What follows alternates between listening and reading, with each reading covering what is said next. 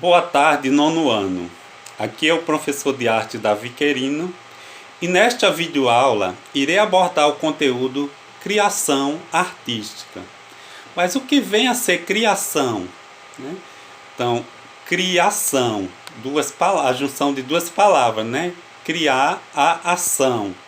Então, a criação artística, ela é um processo comunicativo que valoriza o que? Os conceitos de criatividade e de arte. O que é que isso significa? Que a criação artística, ela é um meio em que pode se comunicar através das ideias criativas e de arte. Então, ao longo da história, o sentido de criação artística, ele tem tido algumas alterações ou transformações, podemos dizer assim.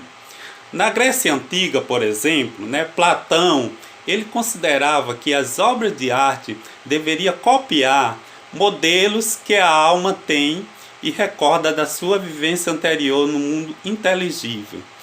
Então, o que é que isso significa? Que a criação artística é um reencontro com a beleza que existe dentro da mente do artista. Então, na Grécia Antiga, a arte trazia essa questão da racionalidade. Então, como Platão diz, do mundo inteligível. Então, o mundo inteligível vem desse mundo racional. Aristóteles, por sua vez, introduz o conceito de mímese, a ideia de mímese, que seria o quê? A imitação da realidade, celebrando-a e configurando-a na perfeição que ela deveria ter. A arte surge como uma imitação ou como uma representação da natureza, das ideias da harmonia cósmica. Ou seja, a arte ela não vai ser representada a ideia da realidade como no realismo, certo? Mas uma arte utilizada representando essa realidade, sendo que idealizada com essa questão da beleza, do belo. Na Idade Média, a produção artística ela surge como uma expressão de louvor ao Deus. Então, ele é o único e verdadeiro criador.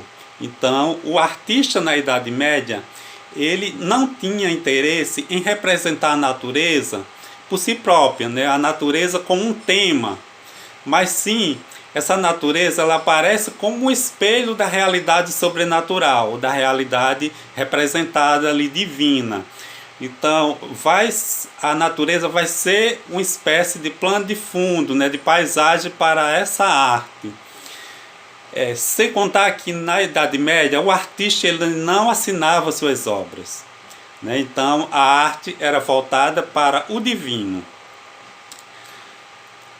Na Renascença, no período renascentista, o homem ele acredita nas próprias capacidades criativas. Então, ele sai de um período teocêntrico, em que Deus é considerado o centro do universo, e passa para um período humanista, em que o homem é quem está nessa relação do universo, também chamado antropocentrismo.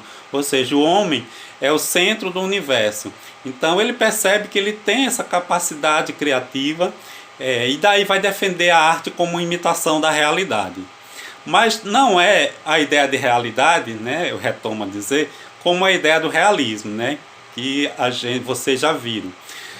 Mas daí essa realidade trazido no contexto renascentista, da retomada dos ideais da arte greco-romana.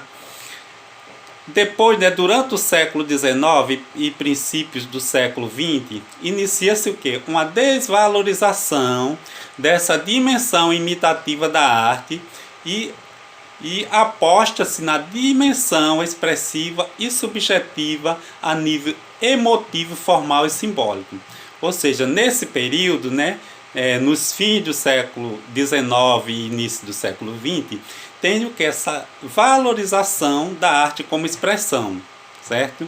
Então, em detrimento, ou seja, diferente da arte como imitação da realidade.